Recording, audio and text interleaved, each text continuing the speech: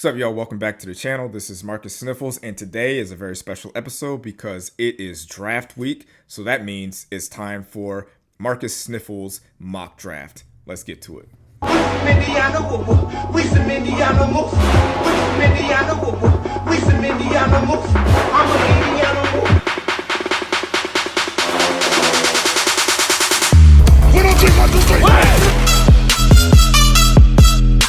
We make the fucking rules in town.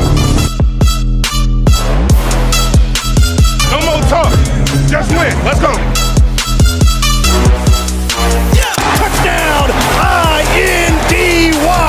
Anthony Richardson. All right, so before we get to our mock draft, I need you guys to do three things. Like the video, drop a comment, and hit the subscribe button. We're trying to build a community of Colts and football fans here. Every Monday, 7 in the morning, we will be dropping content on this channel. If you don't want to miss it, turn the notifications on and we can keep this thing rolling. Appreciate everybody that likes and subscribe and all that good stuff. So let's talk about what I think the Colts will do, what they should do, what I think they might do that I won't like, what might be a surprise pick, and arguably the worst.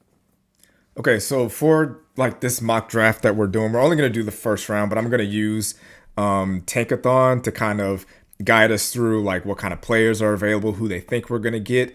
Now, the first option that we're going to talk about is the chalk pick, the safe pick, the obvious pick. And based on what Tankathon says, they got Tyler Warren going at number 10, Penn State from tight end. And they got us taking a different tight end, Colson Loveland from Michigan.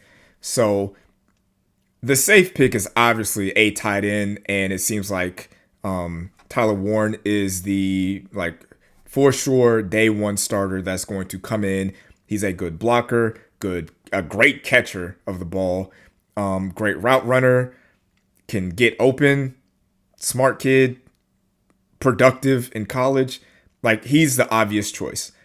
Now, something that I would look out for when it comes to the Colts in the first round, last year, the Colts attempted to trade up for Brock Bowers, and they attempted to trade up for Malik Neighbors and didn't get either one of those.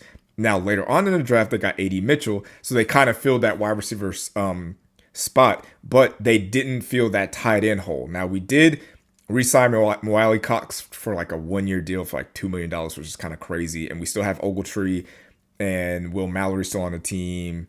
Jihadd Woods is still on the team. But the fact that they tried to trade it for a tight end last year and didn't get one, it should still be on the board that we trade up for a tight end. Especially when you consider, if you take our entire tight end room from last season, whether it be catches, receptions, yards, touchdowns, everything, all the production that our tight ends had, if you add all those numbers up, it does not compare to what Kyle Pitts did in Atlanta. And he is considered a bust out there. So we obviously need a tight end. That's the easy pick. That's the safe pick. And that's the pick that I think they're going to go with. And if things get a little spooky out there, I would not be surprised if the Colts actually trade up for a day one starter at a position of need on offense to obviously help AR be a better quarterback. Now, say Tyler Warren is not there. The pick that I would take, even if Tyler Warren is there, I still think I would make this pick. And let me see where they have him going. They have him going at 16, Jihadd Campbell. I did a video on him previously, I think last week, about him possibly being EJ Speed's replacement. He's just an explosive playmaker, can play every position at linebacker, can cover, tackle, pass rush, everything. Just an explosive player all around. Doesn't have to get off the field, plays every snap. There's no situation where you would need to take him off the field. Now, obviously, there's a few things about him that can be viewed as a negative. He's a little bit like small in the leg area, to where he doesn't have like a lot of lower body strength, which could be a problem as a run stopping linebacker. And he has a shoulder injury, which could hold him out until like the end of preseason, which, with him coming in as a rookie, trying to learn a new system and not getting any reps in training camp and mini camp and preseason, that could be an issue, especially with this, this new defense with under Lou Anarumo. And there's a lot of thinking, reading, reacting, all of this stuff. And as a rookie, he's got a lot of stuff to think about as is. Now you got to come in as a rookie not really knowing what's going on.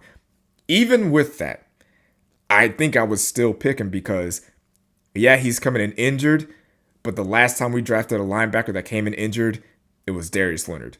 And Darius Leonard was nasty. Like, he came in and immediately made an impact. Now, Shaq Leonard, that's something different. But Darius Leonard came in, balls to the wall. So I feel like if we get Jihadd Campbell and then draft a tight end in the second round, like I like the guy Mason from LSU, I think that would be the perfect 2 rounds for the Colts to have. Now, the position that I would be annoyed with, but I would understand it, is if the Colts were to, say, trade down and draft a guard.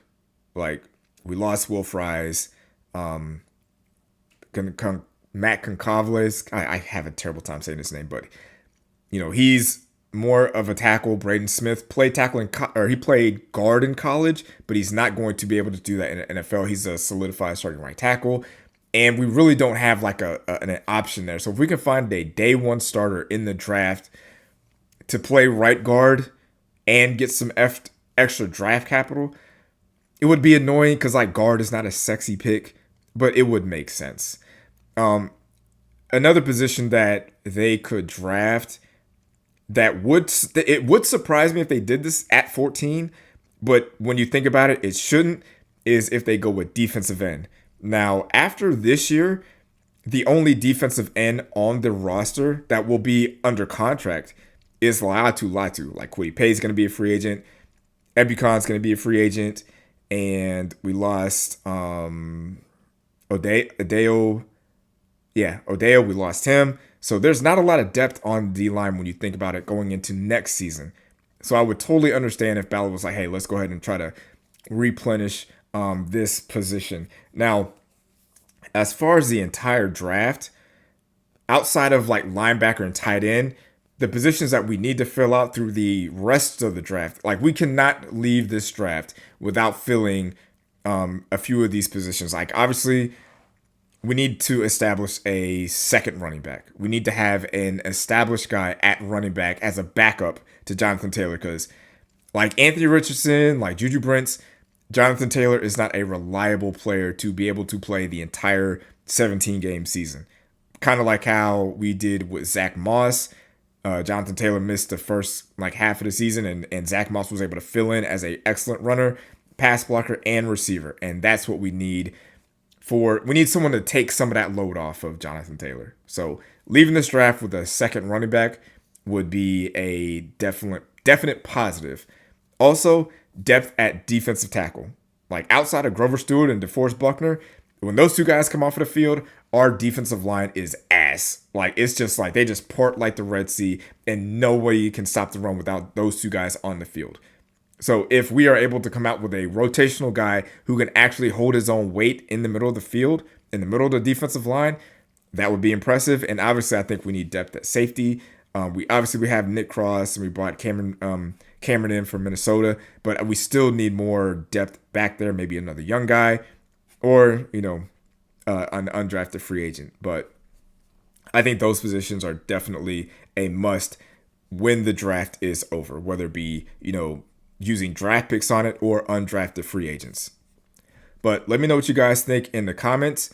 Am I kind of out of pocket for thinking that the Colts should draft Jihadd Campbell even if Tyler Warren is on the board? Should the Colts trade up for Tyler Warren, or should the Colts trade down for a different position like guard or defensive end? Let me know in the comments. Like I said, every Monday morning, 7 a.m. Eastern time, I will be here with Colts content. So drop a subscription, drop a like, drop a comment, turn the notifications on. Then I'll see you guys next Monday, I'll see you guys next Monday, and enjoy the draft.